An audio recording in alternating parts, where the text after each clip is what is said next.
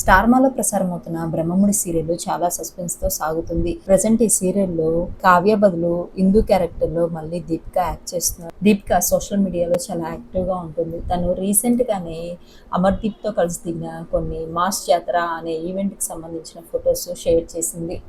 దాంట్లో దీపిక చాలా అంటే చాలా క్యూట్గా ఉంది. అంతేకాకుండా తన చిన్నప్పుడు ఫోటోను కూడా షేర్ చేసింది. అంతేకాకుండా ప్రజెంట్ బ్రహ్మముడి సీరియల్ చాలా సస్పెన్స్తో సాగుతుంది. తను రాజుని పెళ్లి చేసుకున్నట్టు ప్రజెంట్ ఎపిసోడ్లో చూపించారు. అదంతా నాటకం అయి ఉండొచ్చు.